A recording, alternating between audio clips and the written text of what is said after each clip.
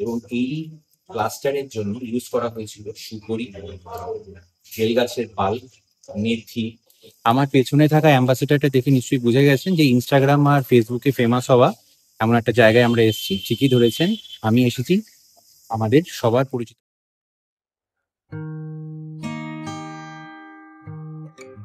আজ আমরা যে যুগে বাস করছি সেখানে এআই আমাদের গল্পও বলে, ঘুরতেও নিয়ে যায় ভার্চুয়ালি।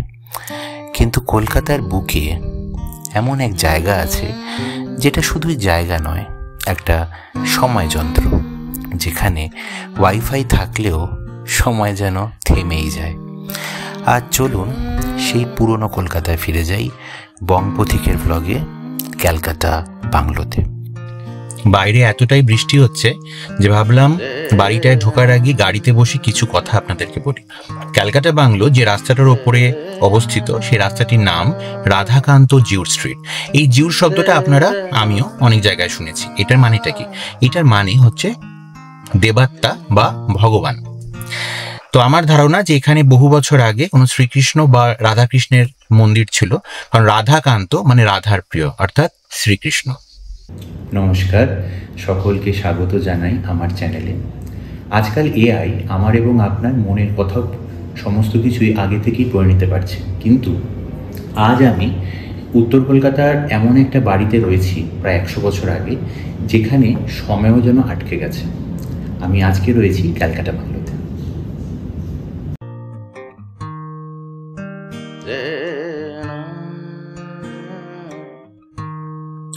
এই বাড়িটিকে খুঁজে বের করে রেস্টোর করতে সময় লেগেছিল প্রায় 2 বছর। একটা বিশাল বাঙালি যৌথ পরিবারের কাছ থেকে এই বাড়িটা কিনতে হয়েছিল। তারা নিজেরা অবশ্য এই বাড়ির তেমন যত্ন নিতে পারেননি।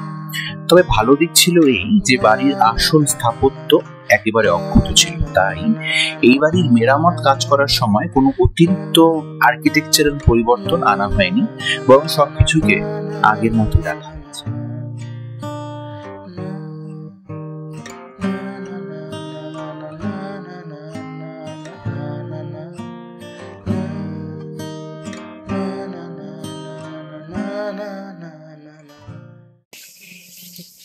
এই বাড়িটার এত সুন্দর লাগছে এখানে এসে। এখানে টোটাল 6টা রুম আছে এবং প্রতিটা রুমই কলকাতার আগেকার দিনের পাড়া, বা বলতে পারেন একটা আর্ট ফর্ম, বই পাড়া, লুচি পাড়া, দর্জি পাড়া, এরকম অদ্ভুত অদ্ভুত নাম রয়েছে। ঠিক আমার পেছনে যেটা রয়েছে সেটার নাম হচ্ছে 06 দর্জি পাড়া। আর এই যে আপনারা এখন দেখছেন, এটা হচ্ছে এই বাড়ির প্লাস্টার। তো এইটাতে একটা ইউনিকনেস রয়েছে। কি উইকিপিডিয়া এবং এদের যে অফিসিয়াল ওয়েবসাইট, সেটা থেকে দেখে পড়াশোনা করে আমি যেটা অ্যাকচুয়ালি জানতে পারলাম যে এই বাড়ির রেস্টোরেশনের জন্য মিস্ত্রি এসেছিল সুদূর মুর্শিদাবাদ থেকে, এবং এই প্লাস্টারের জন্য ইউজ করা হয়েছিল সুপারি, বেল গাছের পাল, মেথি, গুড় এটসেট্রা। একটু ভাবুন যে কত প্রাচীন দিনের জিনিসপত্র দিয়ে এই প্রতীকটাকে এত সুন্দরভাবে সংরক্ষিত করা হয়েছে। এই জায়গাটা হলো ওদের শেয়ার ডাইনিং। এটা একটা bread and breakfast boutique hotel. আজকে বৃষ্টি বলে লোকজনও খুব কম, তো আমি বেশ ফাঁকায় ফাঁকায় ঘুরছি অ্যাকচুয়ালি। আরও হয়তো কিছু আসবেন গেস্টরা। তো আস্তে আস্তে এই প্রপার্টির এক একটা পার্ট আপনাদের সামনে আমি তুলে দেব।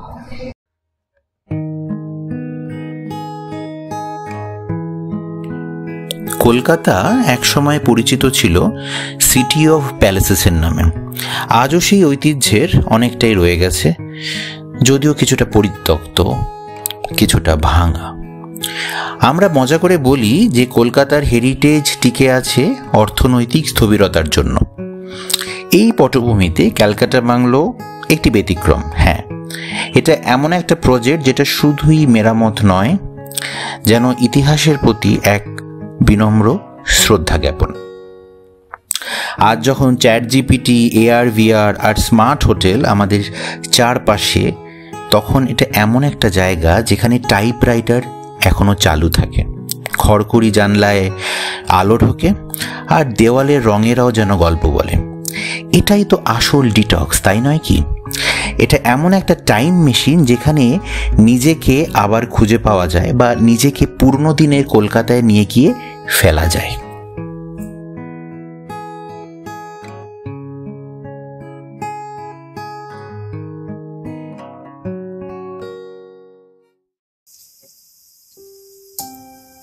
একটু আগে আপনাদেরকে বললাম যে এই বাড়িটা যে রাস্তাটার উপরে অবস্থিত সে তার নাম রাধাকান্ত জিউ স্ট্রিট।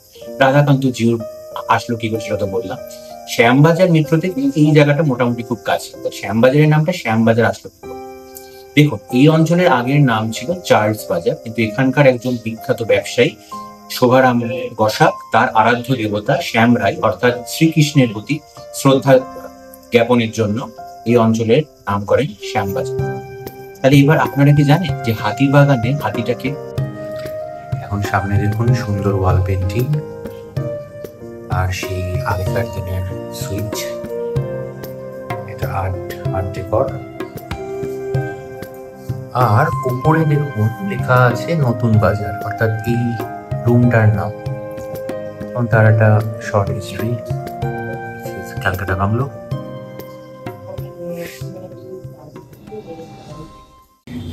তাহলে এখন আমরা দেখে নিই যে এখানে মেনুতে কি কি আছে।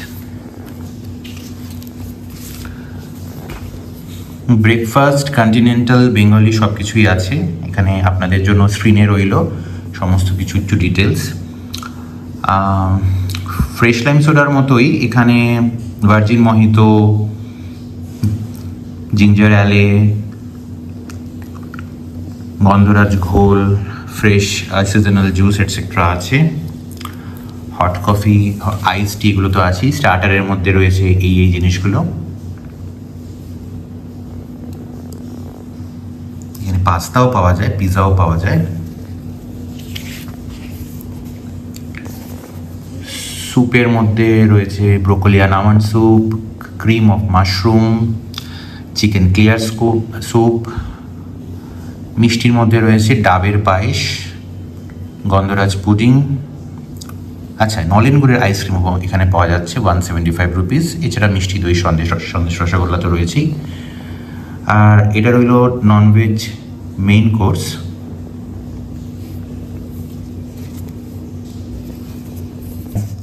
আজকে যেটা আমি অর্ডার করেছি সেটা হচ্ছে ননভেজ থালি। ওরা বলেছে যে একটা নিলে দুজনের জন্য হয়ে যায়, সুতরাং আপনি আপনার ফ্যামিলি মেম্বার, পার্টনারের সাথে এটা শেয়ার করতে পারবেন। খাবার চলে এসছে, অনেক কিছু দিয়েছে এখানে, তো সেগুলি এখন দেখছি। আস্তে আস্তে খাওয়া শুরু করবো। বাইরে বৃষ্টি পড়ছে আর এখানে গরম গরম লুচি খাচ্ছি, দারুণ লাগছে। এখানে ফুডের টেস্ট সত্যি খুব সুন্দর।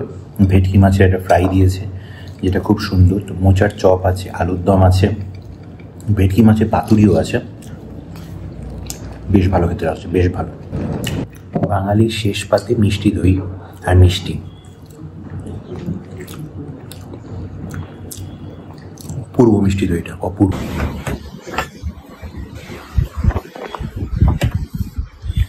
তো এখন এলাম এই বুটিক হোটেলটার একেবারে রুফটপে। রুফটপ ক্যাফের জায়গাটা বন্ধ আছে এখন, কারণ কিছু কিছু গভর্নমেন্ট নিয়মস রুলস আছে, তার জন্য বন্ধ রেখেছে। কিন্তু ওরা বলছে যে কিছু কাজকর্ম করার পরে আবার ওটা শুরু করে দেবে। রুফটপটা আপনারা এতক্ষণ দেখলেন, সত্যি খুব সুন্দর। এখানে এসে একটা জিনিস আরেকটু লক্ষ্য করলাম আমি, যে এটা যে অ্যাকচুয়াল প্রপার্টিটা, এটা সবটা হয়তো একসাথে নেয়নি, অর্ধেক পোর্শন নিয়ে রেস্টোর করেছে, বাকি অর্ধেকটা কিন্তু সেই আগেকার সাবেকিয়ানাটাকেই, সাবেকিয়ানা শুধু বলবো না, তার প্রায় মানে ভগ্নাবশেষটাই এখন ওইটাই রয়েছে। দেখুন ওইদিকে ছাদটা, যেটা আদি ছাদ, সেটা কিন্তু এটার সাথেই অ্যাটাচড, কিন্তু এই অংশটা হচ্ছে আপনার মানে রেস্টোর করা, ওই অংশটা হচ্ছে আদি পার্টটা। এখানে যদি আপনি সন্ধ্যাবেলায় আসেন, তাহলে যখন সন্ধ্যায় এই আলোগুলো জ্বলবে, তখন আমার মনে হয় আরো অনেক অনেক ভালো লাগবে।